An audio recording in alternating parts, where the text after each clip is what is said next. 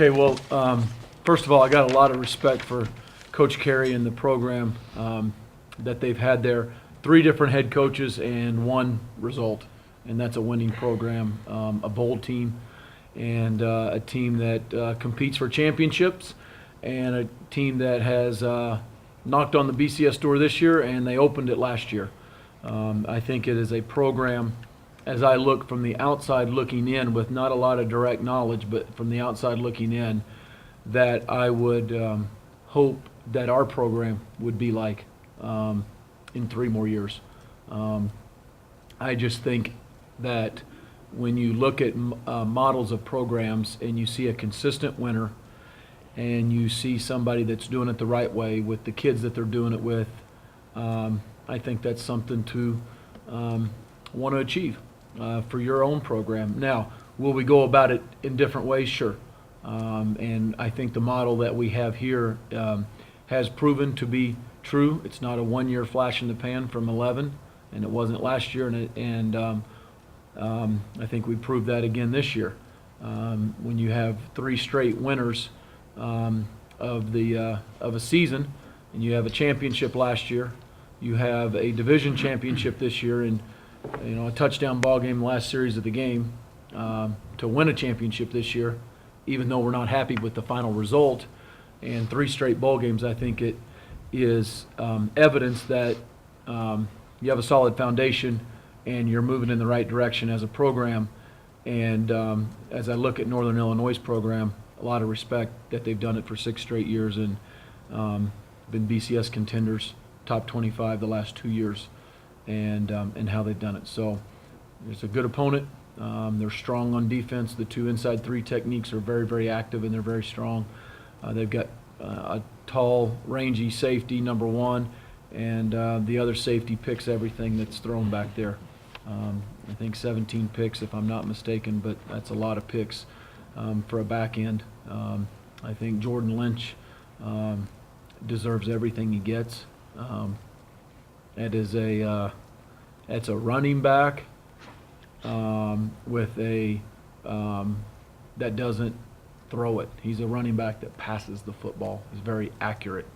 He's very consistent. He's got a strong arm, and I really like his footwork as I study him and watch him, and I'll bet he's a fun guy to coach. His numbers speak for themselves, for itself, and again, another great quarterback that our defense is going to go up against.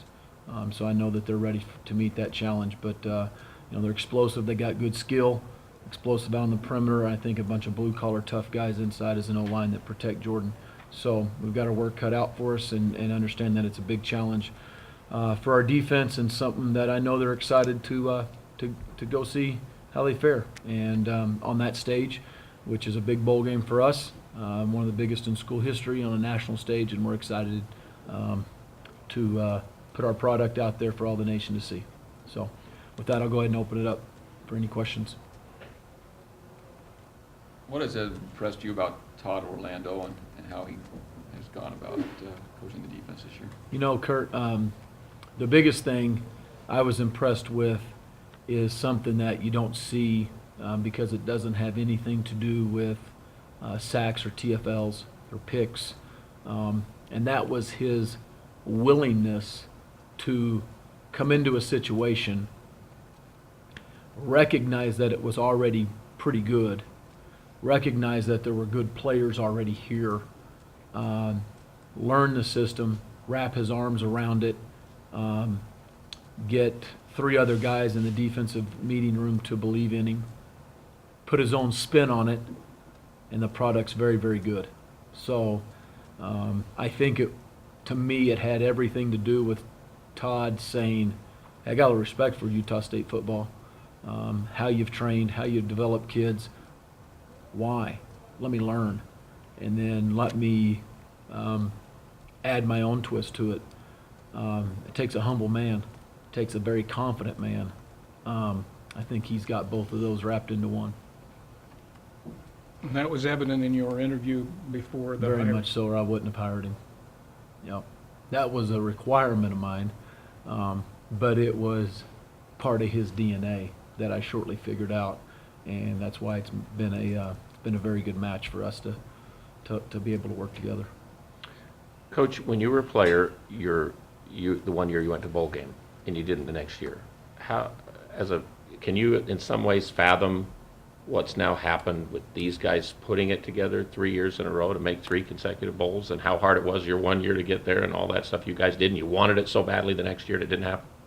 Well, the biggest comparison I have to that scenario that you just mentioned, from the bowl game in '93 to not going to a bowl game in '94 compared to here, why we went to another bowl game, because we started a better quarterback at this decade in this time than they did in '94. So it's players make plays and players win games. And so we've learned how to recruit better players around here.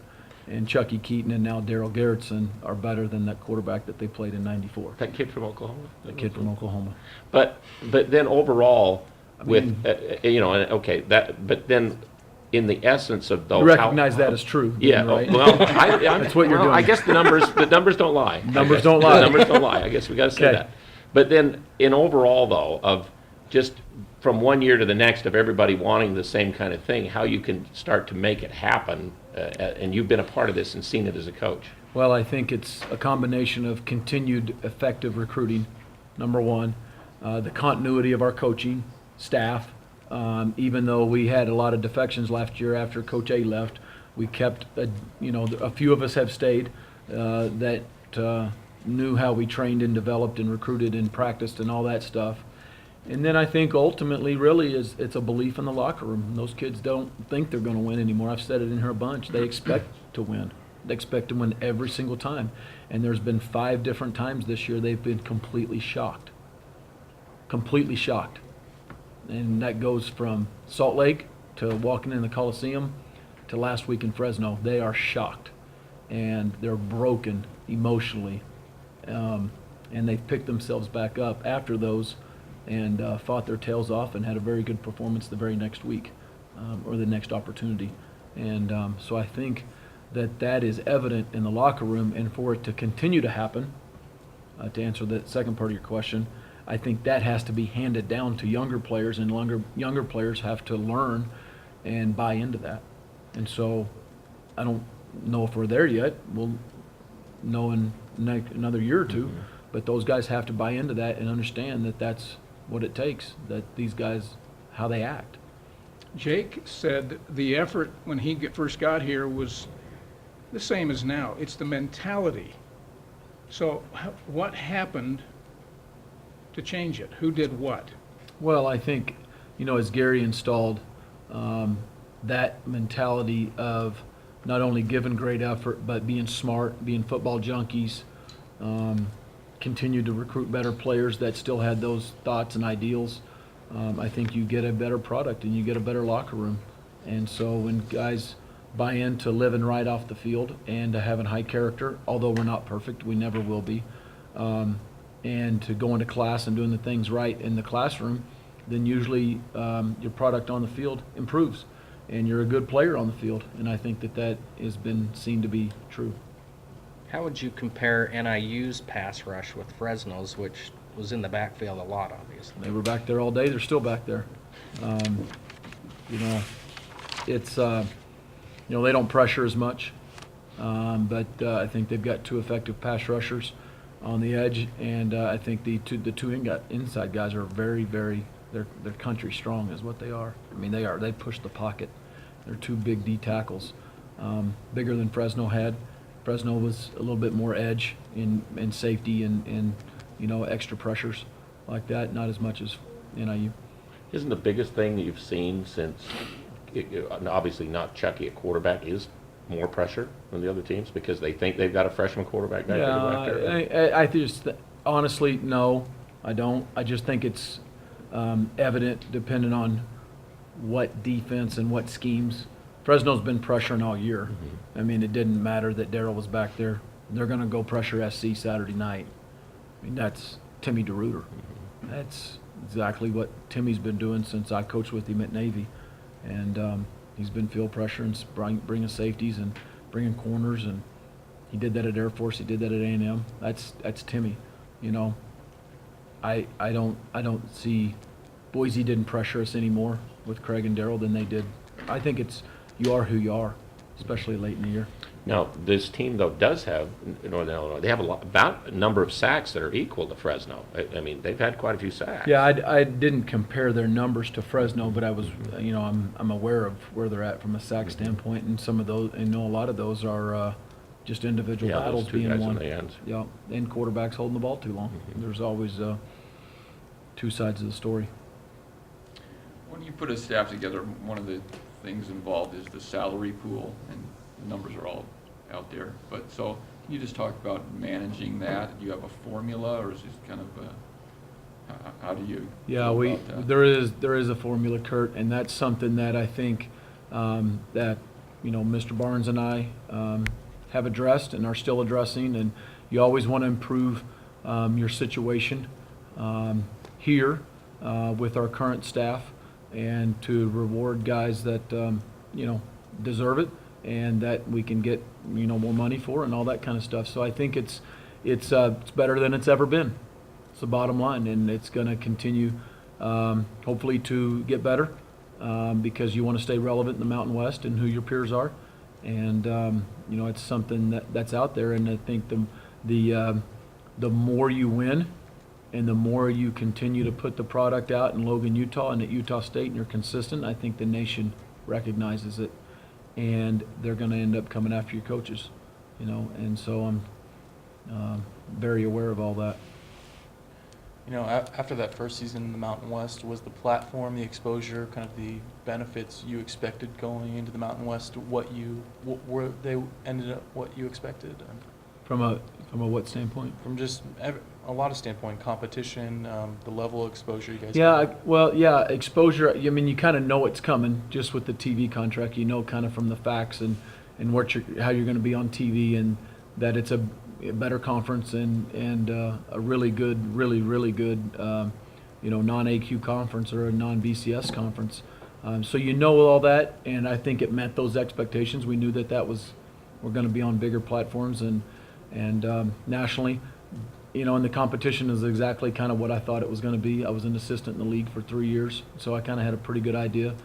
Although some of the staffs have changed, and there's been some turnover in some schools and some schools that when I was an assistant that aren't in anymore, that have moved up to the Pac-12 or the Big 12, both. So it's changed a little bit, but I thought, and we've played Wyoming and Colorado State and UNLV here at Utah State in our non-league games, so I think we knew what we were getting into. All the talk about them is about Lynch, but tell us about anybody else that stands out, any other playmakers? Yeah, the skill out on the perimeter, the wideouts, the safeties, I think are really two good safeties. I mean, those are the two of the better safeties we've seen in combo with each other. I mean, just both of them. They're really good. They're rangy. They got great ball skills. And like I said earlier, I think the two inside three techniques really stand out to me. They're strong and they get great push. They're very active. How about the running back, 1,000-yard back, it looks like? Yeah, I mean, you got to have a quarterback of that, and then have. Well, you got the wideouts out on the Yeah. perimeter. You're an explosive offense, averaging that amount of points, and doing the things that they are. You got a really good quarterback. You got talent on the outside, and you got a really good running back. In a lot of ways that reminds me of some ways of last year, when you've got guys that would have experience and that are explosive, and make those plays for you. You've won and lost bowl games at various schools. What kind of a lasting feeling does winning or losing leave you with after that kind of season? Good question, Kurt. I think the obvious with when you win, it propels you with a great feeling and an attitude of accomplishment into the next season. It's just a good feeling, and you remember and you look back on those bowl games with great feelings. I don't think I have looked back and, I remember losses in some bowl games as an assistant, and I don't think that it is a detriment either to the next year. Sometimes it can serve as a motivating factor. I can tell you that the lost the loss at Fresno will be a major motivating factor and something that we verbalize for the next 9 months around here because we didn't finish the drill. And so that one for sure will. But you can go back to the Humanitarian Bowl. We lost at the last second, right? The last 10 seconds or 17 seconds or whatever it was, right? They converted the 4th and long, and the Templeton kid, goes in and scores. Oklahoma kid, by the way. In the corner of that end zone, and it's a heartbreaking loss after a special year, of flipping the program around and winning 5 straight, and then losing on such an emotional end of the game. Well, that didn't set us back the next year. I mean, we didn't sit around and feel sorry for ourselves. So I think you've got both, and I think we'll use both, but I don't think, a loss is detrimental to our psyche. You guys still have a game ahead, and it seems like some of the seniors, it hasn't kind of sunk in that this is going to be it for them. I mean, do you kind of tell them as a coach to, savor this and kind of appreciate Yeah, some I'll of these tell them things? that next week. Right now, we're kind of in grind mode. They think it's 2-a-days because they're up eating upstairs on the 3rd floor, and the last time they ate on the 3rd floor was in training camp. So they kind of think we're back into training camp, although we're a lot lighter practices and livelier and all that stuff. But that probably really hasn't sunk in, and here's why it hasn't. Because you have that last week prior to the Wyoming game, and it's the last Tuesday of the regular season. And they know they're going to have a bowl game, but it's the last Tuesday of the regular season. And there's countdown. The seniors always have countdowns. We all did, 20 years ago, and they still do. It's the last Wednesday. And then it's the last Thursday, and we took a picture out on the logo Thanksgiving morning. It's their last regular season practice, right? Well, then you win it, and, you got championship week too. So it's kind of been a little bit of emotional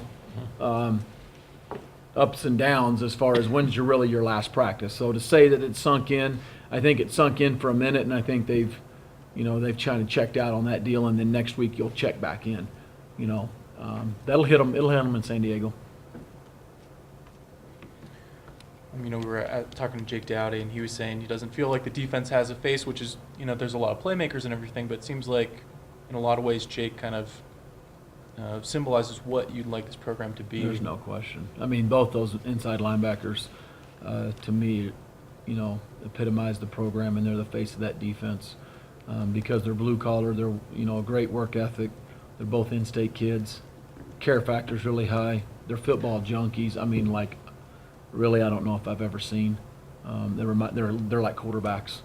They watch so much tape, and you do that, you usually end up being a really good player if you have talent, and both those kids have talent. Neither was recruited. Neither was recruited very heavily, were they? So, just goes to show you, from a recruiting standpoint, it's an art, not a science, and you get lucky sometimes, and we got lucky with those two guys. When you think about Jake, becoming the player he was out of the walk-on program, what impact do you think that leaves on the walk-ons that you have now? And I think those guys all look up to them, and they all want to be him. Whether it's Jake, it's Zach, it's B.J. Larsen, it's Jordan Nielsen, it's Jamie Marcosian. I could go on and on. There's a lot of guys that have come through the walk-on program, and they've been very successful at Utah State. There are a lot of situations where you'll talk to a kid, or you and Gary did before, who hasn't been recruited, and they weren't even, I know one person who wasn't even planning to play football, and Gary called him and changes their lives. Mm-hmm. So I guess there is a little bit of an art in that. There is. Picking them out. And Yeah, and if you hit on more than you miss, you're going to be pretty successful. And recruiting is not perfect. You sign guys that you think are going to be really good, and you've evaluated, and maybe they don't pan out for whatever reason from on the field standpoint. You get guys committed, and you end up not signing them for whatever other reasons. But I got told a long time ago by a veteran coach, it's the guys you sign, not the ones you lose.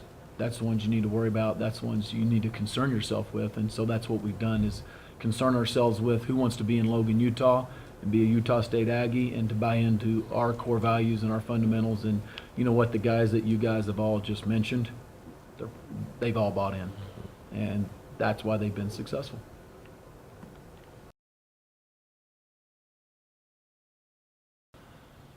Northern Illinois' defense, very solid team. I think they're a big reflection on why they've had such a great season, despite the fact that their offense is so explosive. And you know, they don't really have that big of guys on the defensive front, but their effort and their speed, I think, is what makes them so dominant. So you just gotta make sure that, you know, we just stay on point when it comes to receivers, running backs, quarterback, and us as offensive linemen, and should have a good game. Said to Eric yesterday when I was talking to him, even though they are always saying sacks aren't always the offensive line's fault, to have 8 of them against Fresno, you guys must have taken that very, very personal. Yeah. Can you talk a little bit about that? Yeah, you know, there's sometimes where quarterback's hot, sometimes where the running back has to pick up a guy, but you know what? When it comes to the bottom point of it all, it's really on the offensive line to protect the quarterback, and you know, we take that to heart when it comes to having more than even one sack. You know, we never want that quarterback to be touched. So I mean, we just gotta move on from what happened from the last game and try to prevent other things. Isn't that the thing, though, in the last, especially it seems like last 4 or 5 games of the year when Daryl's been the quarterback, the opposite side's just pressuring. That's what they're going after him more than they did against Chucky. I think him being a freshman, they defensive coordinators think that they can get into his head a little bit easier. So you know, we really have been seeing a lot more pressures than we usually are used to.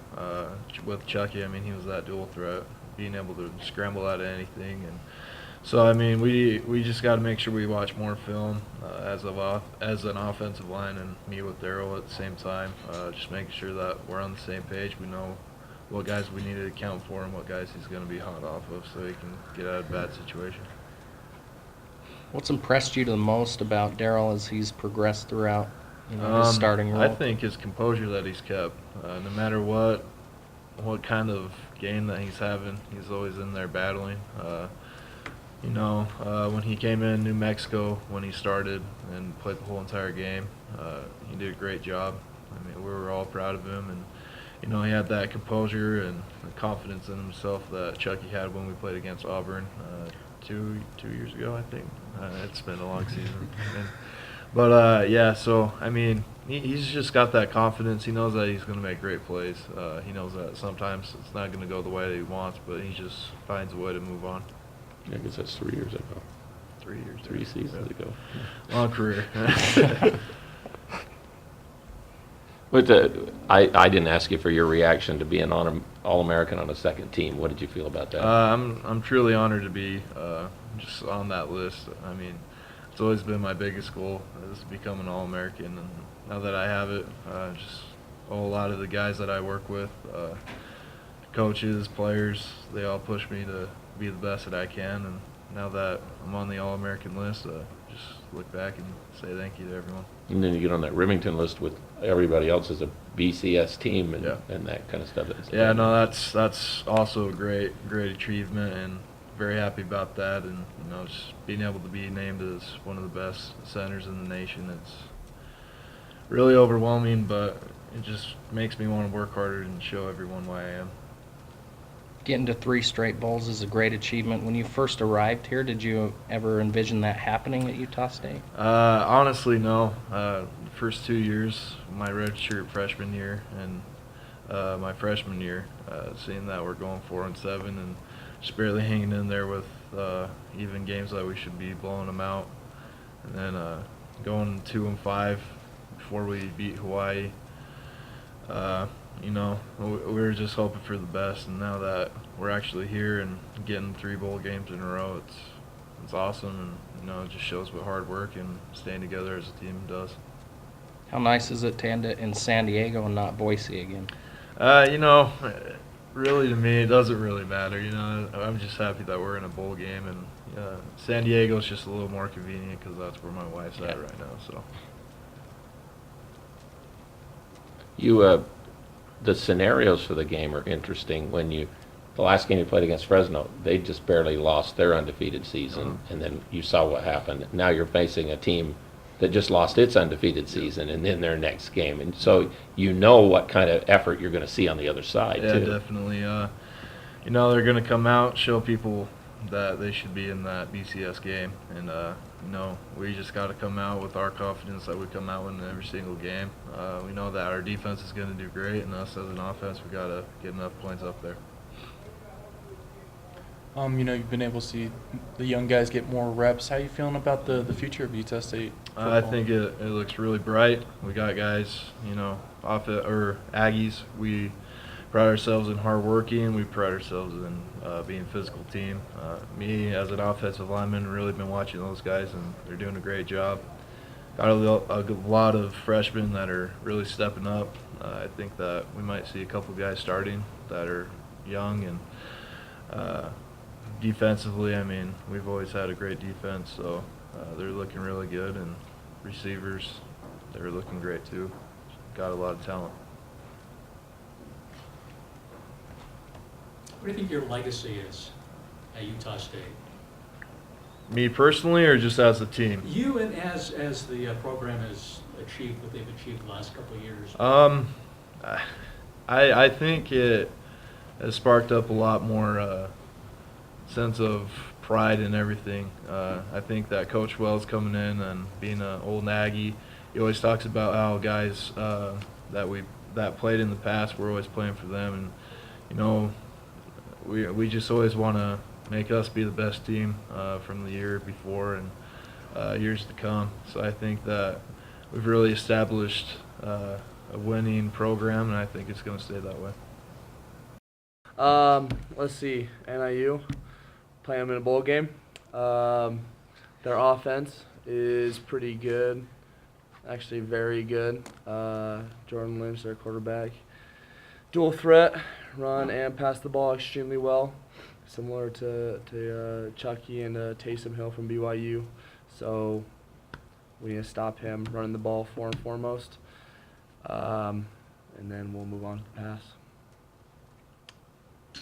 Is it kind of cool to go against a guy who's third in the Heisman Trophy voting? Yeah, it's a new challenge. I like to think of it as, you play college football to play the best athletes, in the nation, and he being third Heisman is one of the best. So it's going to be an exciting game. Any guy we played that you can compare him to has the similar skills? Taysom Hill from BYU, I'd say, is the closest. Taysom, just like Lynch, can run the ball extremely well from the quarterback position, and when he needs to, can throw the ball extremely well. So they both have some characteristics. Is it called plays running? Is it zone reads?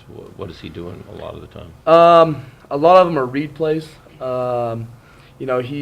He's as their leading rusher. He wants the ball as many times as he can get it, and even when he's dropping back, if he doesn't see one of the first or second receivers that he likes, then he's just going to tuck it and gain 20, 30 yards.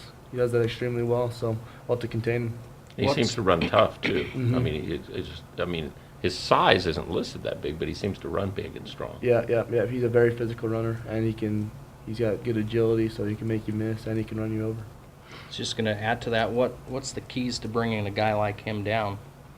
Hitting him true, no arm tackles. You gotta, kind of get your body in front of him. He's just gonna run through like all great runners, run through your arm tackles.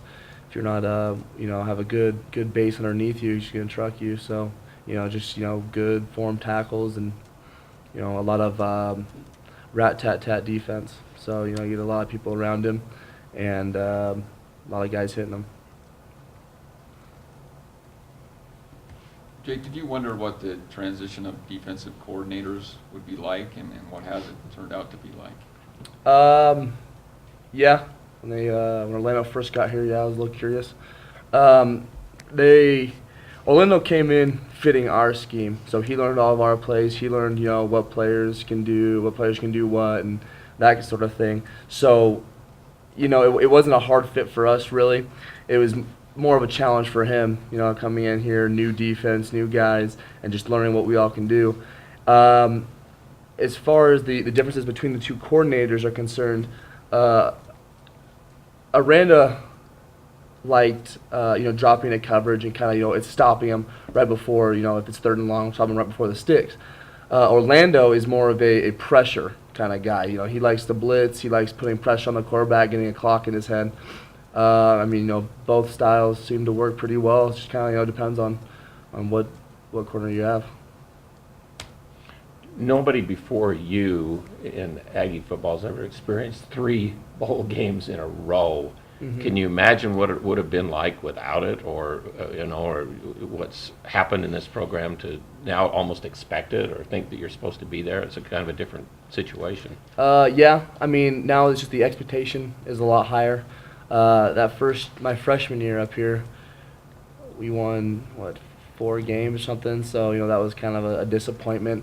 But the past 3 years have been like a dream come true, really, and it's been a pleasure and a privilege to just be a part of a team and a program that's on the up and up. And it's just now that the expectation around here is we're gonna go to the bowl game, we're gonna win games. So it just feels great. So was it different from that freshman year when you all of a sudden started winning? Do you think you said, hey, I do have to work harder, I do have to do more things than anybody showed me or we had to do before? Yeah. Our work ethic wasn't that much different, I would say. The biggest thing I noticed was the mindset around here. When the games got close, the mindset of my redshirt freshman year and my freshman year were like, I hope we don't lose it. Instead of just just keep applying pressure. Now it's like, all right, the game's getting close. This is where we step up. So the players are much different. We had good players back then too. The mentality around here seems to be a lot different now.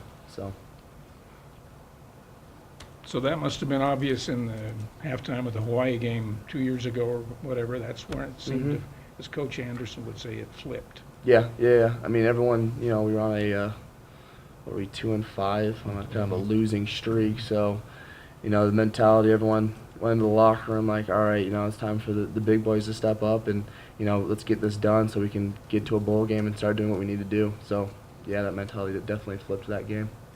Starting out as a walk-on, was there a time in your career where you were worried you wouldn't make it this far, that you might not be at Utah State your whole tenure? No, as soon as I came up here, I knew I was going to stay up here. As far as, competing, and I never thought I'd come this far, honestly. I've always wanted to, play some defense, but as a walk-on and no one really wanting you, it's kind of humbling to say the least. So, you just kind of have to work harder and, get more time in the film and become more of a preparation junkie. So, We touch on it there, but do you think that's the whole deal as to why it happened for you? And there might be some other guys who maybe have played special teams or they've been in practice, but they walked on too and they haven't made it. What's the difference, do you think? A lot of guys, I'd say, are satisfied with just being on special teams and just being part of the program.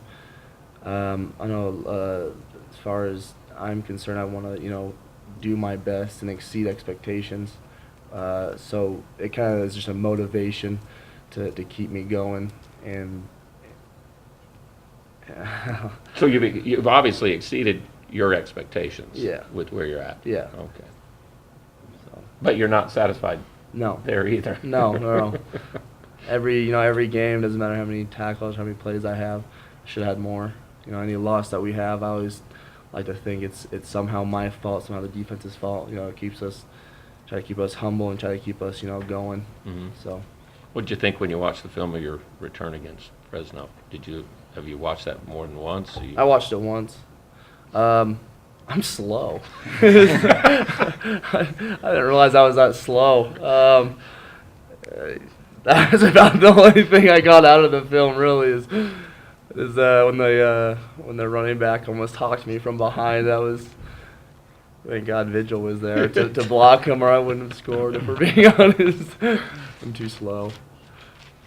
So how have you felt about the defense's play overall this season, and how will an opponent like this kind of validate what you guys have done? So far this season, you know, I'm pretty proud of our guys. You know, the games that we lost, we should have played better, flat out. I mean, Utah, BYU, Boise, Fresno. I mean, we should have performed better, and we didn't. So, you know, there's some games that are kind of disappointing, but as a whole, you know, I think we've been playing pretty good. As far as NIU is concerned for our defense, you know, they're a pretty big running team, which is, you know, what I feel, which I enjoy more. I can be more a part of the game. But, you know, with a dual threat like Lynch is, you know, you kind of have to be prepared for everything. So, you know, we just got to bring our best game and, you know, hope everyone's doing their assignments, or he's going to make a fool of us. It seems like a lot of people kind of see this matchup as Jordan Lynch versus the Utah State defense, in that he's more the face of the NIU offense. I mean, do you feel like the face of the Utah State defense, or do you think of it that way? No, I'd say probably Kyler Fackrell and Zach Vigil are more of the face than I am of the defense. I don't know, they're you know, top players. They're great athletes, and they come to play every week in and week out. So, I mean, I wouldn't say we just have one face. I like to think it's, you know, our whole defense is, you know, kind of one, you know, a unity kind of thing. So, no, we don't have one face to us. What's watching film of their games and watching him, the quarterback, and seeing the linebackers play on the other side, what are the mistakes they make the most against this guy that really hurts them? What I've noticed a lot is they bite on some of the fakes, like the play action kind of fakes. You know, they're really getting downhill, expecting a run, and then he can just kind of fool you with a great fake, and then kind of just throw it over your head. So, I mean, that happens quite a bit, and a lot of people keep biting on, you know, like a fake from the running back, and then he just keeps it. It seems other defenses aren't taking his running game as serious as, you know, it needs to be. And, you know, it's a big key is just wrapping up. You see some guys trying to arm tackle him, and you just can't do that against a runner as strong and as powerful as he is. So we got to just bring our feet, bring our hips, and, you know, really wrap up and drive through him.